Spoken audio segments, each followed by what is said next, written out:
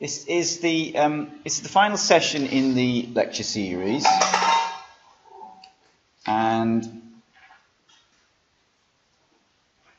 just look at the program. Oops, sorry.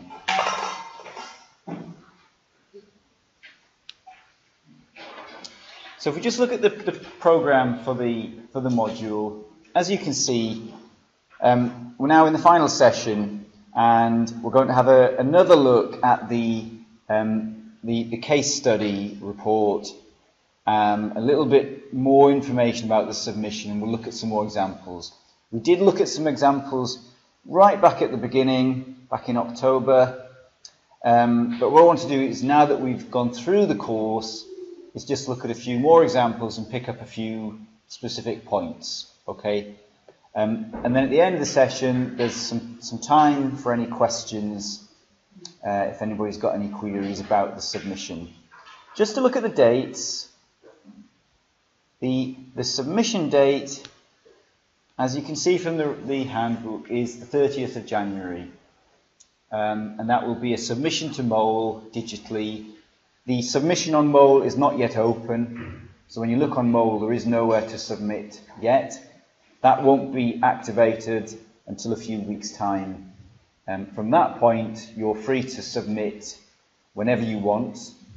You can submit up to date. You can submit after the date, but any submissions to Mole after the date will be recorded as a late submission, and the normal university penalty procedures would apply for that. Okay, so make sure you submit to Mole by the correct date. And I think it says in the handbook, I'm not sure if I've specified a time. Oh, 10 o'clock till 5 o'clock. So 5 o'clock on the 30th of January is the final submission time, okay? If you are late, if you feel you won't be able to submit on time, the thing to do is to send me an email and explain why. And then I'll advise you. You may have grounds for an extension. So, for example, if you're ill, then that is perfectly acceptable within university policy for you to submit late. If you want to look up the university policy, if you go, so if you just go to the university homepage,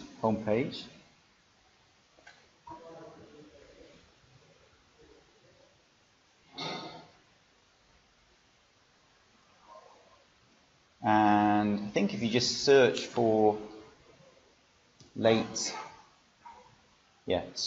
submissions on the university homepage, it takes you through to a PDF document, and the PDF document gives you the university policy for late submissions. Okay, so it's very straightforward. The main thing is just to make sure you submit on time. Okay, as soon as you start submitting any assignment late, then the penalties start to be applied. So here are the penalties. So depending on how many days late you are, we will be deducting marks from your module mark. Okay. So just make sure you can submit on time. If you've got a problem, let me know, and we can decide whether we can grant you an extension. All right? Quite straightforward, really. Any questions on the sort of submission date? Everyone okay with that? Okay. I mean, you've got quite a lot of time. So, we finished the lecture course today, and that leaves you with about 8 or 9 weeks to complete the submission. But, don't leave it to the last day. Okay, don't be frantically getting on a bus to the Yorkshire Sculpture Park on the last day. Start doing the work now. Hopefully you've already been thinking about your buildings or even visiting, and you're kind of familiar with what you're going to do. Right. Let's look at a few other things now. Okay. first thing is, because it's the last course, let's have a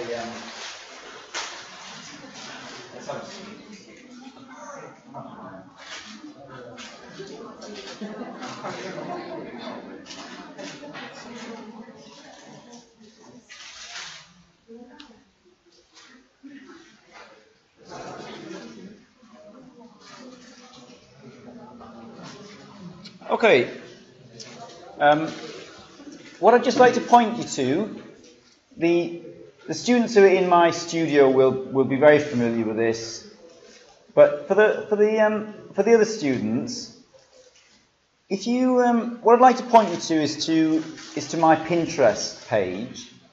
If you've not used Pinterest before, it's a sort of app. It's a web-based app for sharing web resources, sharing images. You can just sign up, get a free account. You can do it on your mobile phone. You can do it on your tablet. You can do it on the internet. And if you just search for Aidan Hoggard, you should find me. And just start to have a look at some of my boards on Pinterest, because I think I'll keep adding to them, but you will find, hopefully you will find some kind of useful drawing techniques that you might start using in this project for your submission. So for example, if I let's go into drawings concept here. Let's just look at that one. So, I'm just putting lots and lots of examples as I go along of kind of effective drawings, lots of different drawing techniques, drawing styles, things that you might find. You might look at a drawing like this and think, yeah, I could do that kind of drawing for this report. And what I'm going to show you in some of the examples coming up is the real benefit of having your own drawings in the report, as opposed to just using other people's photographs or other people's drawings. When you start adding your own drawings, you're adding a level of analysis to the report, which demonstrates that you're really starting to interrogate and research. Okay? And I made this point to my studio yesterday about the difference between research and collections. Now, collections, or collecting, is where you simply collect other people's work and put it together. So you collect somebody's drawing, you collect somebody's photograph, and you just put it on a page. And maybe there's a little bit of analysis. But research and analysis is when you start to do your own interpretation, your own work, your own analysis, to demonstrate a much deeper appreciation and understanding of what you're studying. Okay? Now, if you haven't used Pinterest before, the other thing that's really good about it is when you find something which you think is you like or is very useful, quite often, not always, but quite often, it will lead you to a related board which might have similar style drawings on.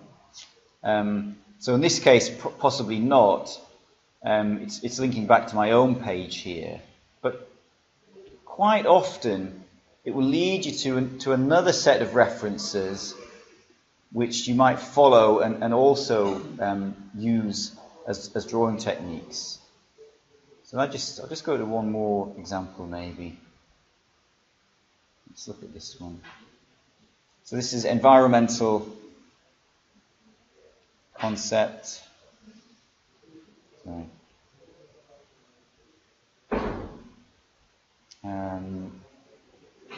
Let's look at this one. So here you've got a series of environmental drawings analysing this project, and what happens in Pinterest is when you click on the link, I'm sure most of you are completely familiar with this anyway, but I'll just repeat it. It then takes you through to the website where that resource is from. So it's taken me to this website, which has got other information about that project. So it's much more powerful than just an image because it's also a web link to take you to further areas of research. And if you see here, it's suggesting this other web page to me here, which if we click on that, takes me through to that web page, and maybe not in this case, but quite often there are references on that web page which are also useful to you. When you have your own account set up, when you click on any image, you can pin it, and you can pin that link to one of your own boards as a means of storing your own collections of references. Okay, so I find it a very useful resource. I find it a lot more useful than bookmarks. So this is my Google Chrome bookmark manager. Come on. Which is just it's just an endless list of web references, which, although I've done my best to try and put them in meaningful folders, they're not terribly helpful in terms of taking me where I want to go, because often, a lot of these references, you forget what on earth they were. So I find Pinterest a much better way of kind of compiling web references. Okay, so find me on Pinterest and have a look at some of my boards, and I'll be adding some specific drawings that are relevant to this project for you. Okay. Now we're going to go through and look at some more of the case study examples. And what I've done is in this instance, I've picked out more than are currently available, and some of them you won't have seen before. And I've picked sort of good examples which are in the sort of B to A range in terms of grade. So let's start with this first one, which is a Yorkshire Sculpture Park case study. Anybody thinking of studying the Yorkshire Sculpture Park? No? Yeah? Yeah? I mean, what I would recommend, even if you're not studying it, it's well worth a visit. It's a great place. It's a really good park. Some amazing sculpture, and the buildings are very good. Okay, so this is Yorkshire Sculpture Park, and this was a project by Field and Clegg Bradley Architects. And so, looking at this report,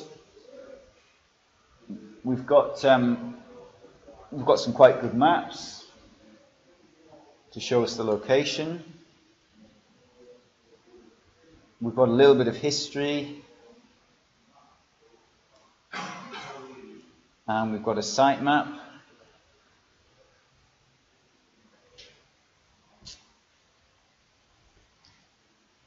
We've got a number of images explaining the project, and sorry, just bear with me a minute.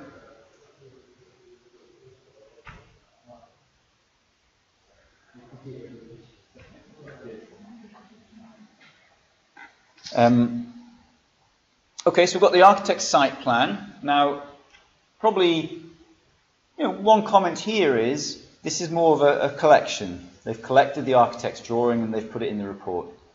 Maybe what would have been better here would have been to have perhaps for the students to do their own drawing here, maybe trace over that architect's drawing and to add their own level of analysis. And when you're looking at this image, these numbers are they're enormous. This drawing is not intended to be shown so big. Okay, got some more photographs. Good referencing. So you notice the student is referencing the images, because not all of these images are the student's own photographs or drawings. So they're putting a reference in. Okay. And then we've got some further drawings of this underground gallery, and we get to some very good analysis sections. Okay, so now in this instance, these are very good sections, but they're not actually the student's own work. And So, although these are helpful for the report, what would have been much better is for the student to put their own drawings in, showing their own analysis. Because here we're getting somebody else's analysis. But however, the principle is very good, that we have a section of the building, and by using arrows and by using symbols to talk about sunshine and to talk about ventilation, we get a much better understanding of how this building is performing. Because the section is reasonably detailed, we can actually see the path of air through these louvers. If we go on to the next study, this sheet I think is good because we get the section, but whenever the student is analysing part of this building, we then get the image, the photograph, to actually show us what the study in the section actually looks like in reality. So a good piece of work, but would have been better with the student doing their own drawing here, their own level of analysis. Now that drawing, of course, could be very simple because you could just trace over the section that you've already found. But you could add your own level of interpretation in terms of ventilation, shading, daylight, for example. We've then got some acoustic study inside. I think these kind of screenshots from the app are very useful for giving a very accurate interpretation. And here we are. This is recording where the light levels were taken. So we've got lux levels taken throughout the building. Okay. And then again, very useful, in talking about the lighting, we've then got the images, photographs, to actually show us what these windows look like. Then moving into materials. And talking about the landscape around it. Okay. I mean, probably one criticism I would have of this report is there are too many pages just of big photographs. So if we look at this page, for example, we've got lots and lots of images, but they're not really making much comment here. We're just getting lots of pictures. And then the next page, these pictures, fine to see these pictures, but they're not really adding any level of analysis to the report. They're just pictures of what it looks like. And certainly that doesn't add anything. But it's well referenced, and this is very important. In any report that you're producing now, you have to reference the work. So if you're including an image, a drawing, a plan, you need to reference if it's not yours. And you need to be really careful about that. If you start using other people's work without referencing it, it becomes plagiarism. Because you're presenting that to us for us to assess that work, and you're not being honest that it's not yours. Okay, now, it's fine to use other people's work as long as it's referenced. So, for example, I'll just go back to here. This student has used this section, but they have referenced it. So they're being very honest, this is not my drawing. Okay? Now they can get some credit for researching that drawing, but when I'm assessing this report, I would not be marking them for a kind of clarity of drawn information because it's not their drawing. Okay? But they have referenced it. The problem comes if, for example, this is okay because they've referenced the drawing on the previous page and then they've not referenced it here. But the problem occurs... No, I'm in the middle of a lecture. Sorry. The problem occurs when we get drawings in a report and we're not convinced that they are the student's own work. And then we get very suspicious about plagiarism. Okay, so that's very important. Similarly, in your written work, you have to be very careful. If you're quoting extensive sections of text from somebody else, you need to reference it. Tell us where it came from. Okay? There is a little section about plagiarism in the module handbook, so you can just read that carefully. Okay. Photographs, if they're not your photographs, give us the reference, which normally is a web, it's a web reference. Just tell us. But, since you're visiting these buildings yourself, I would have thought you could be taking most of the photographs yourself. And as I've said, a very good technique in terms of the drawings is simply to trace over. So we've got some plans here. You could very quickly trace over these, make them your own drawings. Okay. So let's look at some more examples.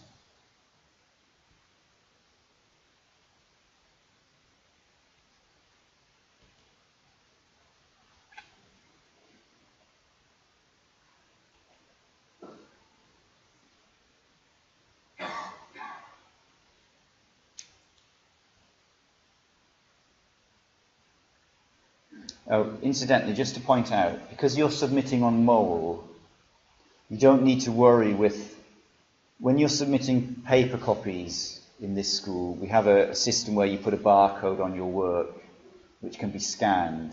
But because you're submitting to mole, you don't need to worry with anything like that. You just upload the PDF, okay? So this is looking at Jess at West. Okay? And what I would say is it's a rather strange order here that we go straight into a page of results and then we get some background. So that's kind of the wrong way around there. But anyway, so here we get the design background of the project. It's not well referenced. So this image, I happen to know, is from the University Campus Master Plan, but there is no reference. So because the student has not referenced this, I then have doubts about all the other images. So I don't know now whether these images are the student's own image or whether they're images that they grabbed from the web. So that's why you must reference. Okay, we then have some historical mapping, which is quite useful. And a little bit of background to the project. And then some kind of further analysis looking at the architect and kind of looking at some of the other work that architect has produced. And then moving into a design introduction. And I think in this instance, this is the student's own work. I'm not entirely sure, but I think it is. But because they're not referencing well, I can't be sure. Project aims. And then we get into some key sustainable design strategies. Now, you see in this instance, there is a reference. The information is collected from 2G Sauerbruck Hutton. So this information at least it is referenced. But the thing about this information is, why copy somebody else's images straight from a book when the purpose of the report is for you to provide your own analysis? So I would have thought here, probably in 30 minutes, you could have redrawn all of these images yourself and added your own text and your own analysis. Whereas these are lifted straight from another book, including the text and the colour of the background and everything. So, yeah. About it, if we just redraw an image, it is welcome to say that we take that image. Not if you're interpreting it in your own way. So if you were simply just copying exactly somebody else's image, then yes, you should reference it. But normally what you find in drawing something yourself, you probably will change it. You probably will add your own level of analysis. So, for example, if we look at, I don't know, maybe this image here, if I was tracing over that, I would probably be thinking, well, it's not actually a very good diagram. And I might be drawing those walls thicker. I might do the drawing bigger. I might put some people in, maybe some context. And I think what you'll find is you start to make these drawings your own. So, yeah. But, I mean, generally, the great thing about hand drawing yourself is you're making that work your own. And there's no kind of plagiarism for tracing over something and then changing it. Okay? So really, this was a lost opportunity for this student. They could have got some good marks here. The content is good. It's just not their own work. Okay? And because there's no interpretation here, it's very difficult when I'm marking this work to really know if that student understands it. Now I've noticed, actually, you see, there is a spelling mistake here, but because the student's not referencing well, I don't know if that's a spelling mistake in the original document, or if the student has in fact put their own titles on here. But it says collected from this book, so I'm in doubt. Maybe Sauerbruck Hutton put the spelling mistake in, I don't know. But that's why you must reference. Okay, so again, we've got some, there's good analysis here, but it's analysis from the architect. And what very much, yeah. This report, the grade 4 to 15, how much is left in this report? What was the mark? I'm not sure exactly. I think it was a sort of middle B. Yeah, it's a sort of 60, probably about 58, 62. It's okay, but the lack of referencing has let it down. Okay. So then we move on to looking at future climate.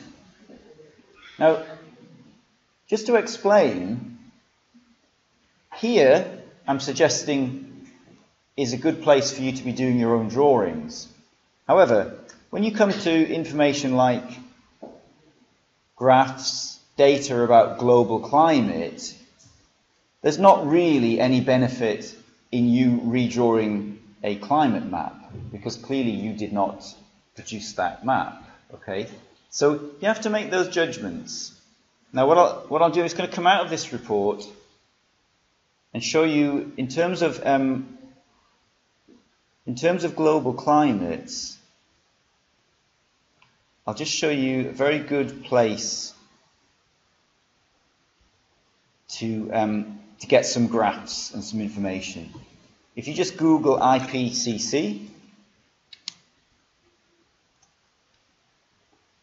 takes you through to the IPCC. This is we've talked about this before, the Intergovernmental Panel on Climate Change. And if you go to any of their reports, so I'm going to go to the mitigation report there.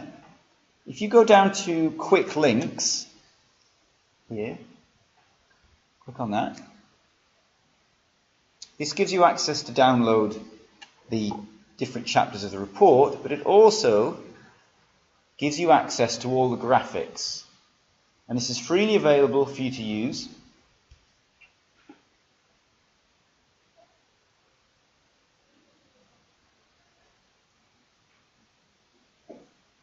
So what you then do is, by chapter, you have access to download all of the graphics from the reports.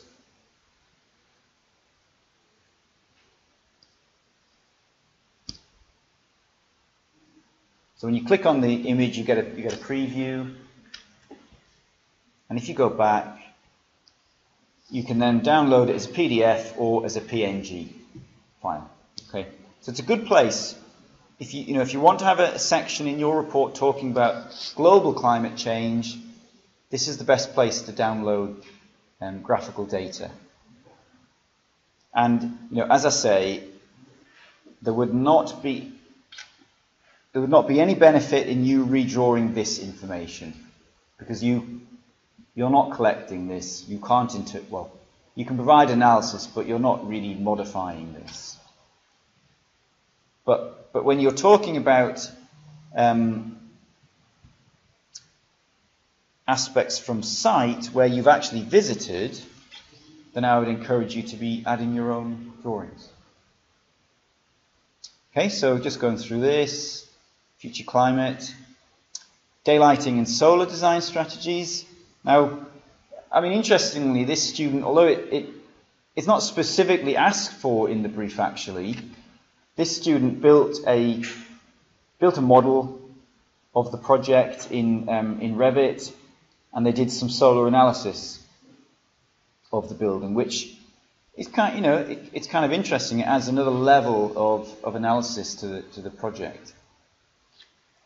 Looking at windows here, and I think this is very clever. The student didn't have access to go in and measure all the windows, but what they've done is they've taken a photograph here, and they've used that to calculate the glazing proportion of glass to solid, and that's giving a level of analysis. Daylighting, and here the student got their mate to go along, and they got permission to operate the blinds, take some pictures of it just to demonstrate how that works.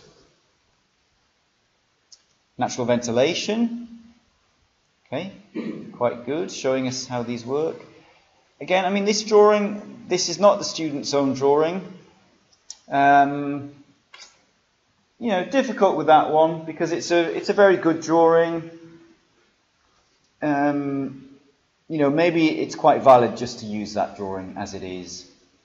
Maybe what you could have done is then perhaps done some other drawings based on what you observed on site. Okay. Looking at natural ventilation, this could have been better. So this tiny section here, it's really, really small. I don't know where it's come from. Maybe it is the student's own section, but it's just not a very detailed interpretation of a building. We've got these black slabs, but there are no partitions. It's unclear whether this is the drawing kind of sectioned off, or whether that's meant to be the facade. So we've got these arrows which sort of flow through things and go upwards, but they don't even go out of the roof. So it's I'd say it's a very poor drawing in terms of ventilation, and that would be I would suggest that's a case where the student should have done a much bigger drawing, and really start to interrogate, where does that air flow?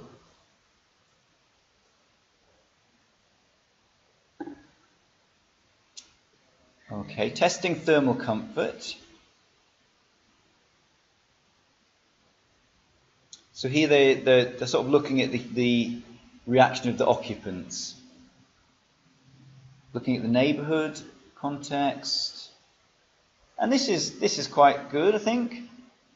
Here we're using this sort of overlay diagram to explain the sort of different facades of the building. It's quite successful. Overlaying different colours.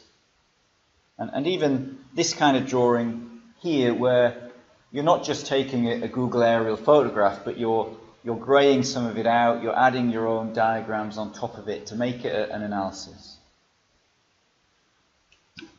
Acoustic recordings, okay, and overall evaluation of the project, looking at materials, and some observations about the actual kind of use of the building. And I quite like this. I think this student has been bold enough to give this overall quantitative analysis of, how good or bad is the daylighting, the ventilation, the thermal comfort. And I think what's quite clever here is they've not put it as a scale. It's not, 50%, 60%. It's just an indication of where they feel that building is located. Okay, don't use capitals like that. Don't know why you would do that. It's a bit odd. Probably just a mistake. What about the font inside? Because I'm using Photoshop on it. So when I try it, I put as 25 font number of the font. Well, if you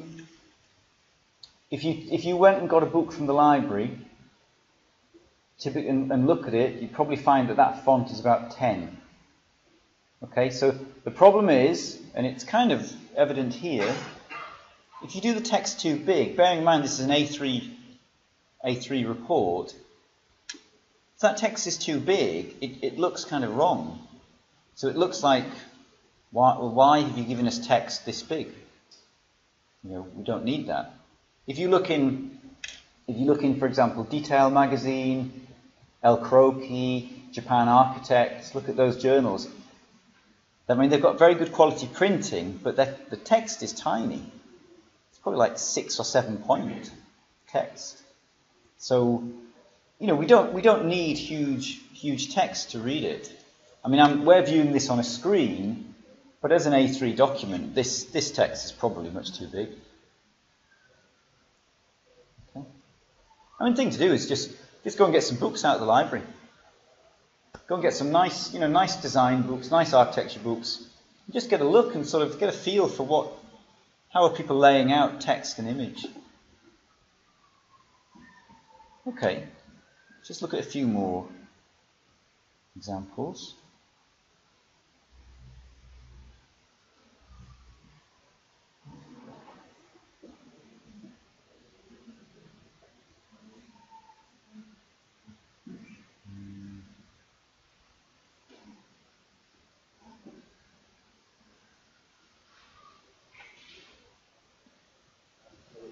Yeah. There's an example which shows us someone is able to Japan. Yeah. Yeah. See it again because I'm trying to move one. It's not on mole, is it not, that one? No. Okay, I'll put them all onto mole. I think I put 5 or 6. Yeah. But not that one. Okay, I'll add that one. Yeah. Yeah.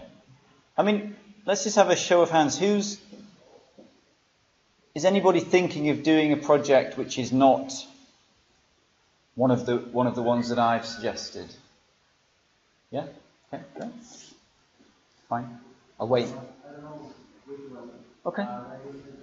Yeah. That's fine. Either way is fine. The benefit of using these ones is they're familiar. The benefit of using another one is it's very interesting for me to see something else. And in some cases you can maybe work in a different climate zone as well. Okay, another Jess at West. So let's go through this quite quickly. So we've got some quite reasonable map information, and then we've got some images. There is some referencing. Copyright Sauerbruch Hutton. Okay. What I would suggest often is better with the referencing is either put a small number next to the image, and then at the back of the document put a list of references. Or if you're going to reference it on the page, just do it very, very small. Okay. I mean, my preference normally is to give the image a number, and then so you might have page 2, image 1, and at the back you can put references, or picture credits, and it would say page 2.1 Sauerbruch Hutton. Okay. Some images inside. Kind of lacking a bit of analysis here. They're just images. Some history of the project, and then again you see this is the same image which all the students found and were using. Okay. Talking about low carbon capture. Probably see this kind of sheet climate change response, maybe would have been useful to use some of those IPCC graphs just to give that kind of global overview, just to demonstrate an understanding of those issues. Lighting. Okay. What nobody did last year, which is a little bit of a shame, is what you can do when you've taken light readings, if you take enough light readings, you can start to do a kind of light contour map or using a color code. So kind of like the image you get from a simulation, you can create that from your own observations. That can be quite useful. Okay, ventilation, thermal comfort, different readings throughout the building. Okay. This I thought was good, using the psychrometric chart from Climate Consultant. And this is very, very good actually. Putting those readings, so going back, putting those readings onto the chart, so that rather than just giving the student giving their kind of own interpretation of yes, it was comfortable, no, it wasn't, they're using the physics here to say, well, these readings fall within the SIBSE comfort zone. So these are designated as comfortable. These ones fall outside of that comfort zone and therefore indicate there's a problem. Acoustics. Okay. And then some analysis of materials. So this was this is an okay report. I think, as I say, I think the use of this chart is kind of very strong. Okay.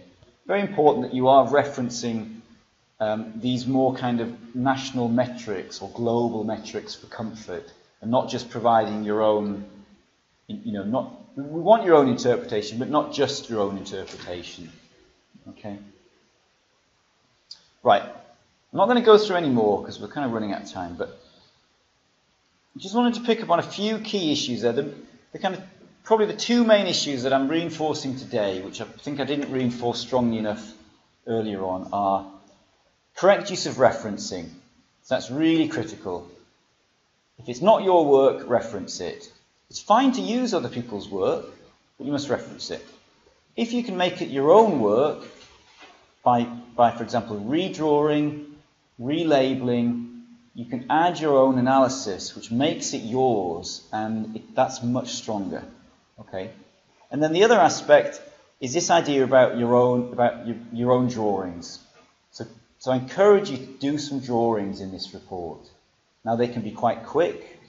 They might be hand drawn. They don't have to be very complex computer drawn images, but adding your own drawings will add a huge amount of understanding to your reports. Okay, so two main themes that I want to sort of reinforce today. Okay, we need to stop there, but has anyone got any questions they want to raise about the assessment report? Sort of okay with it.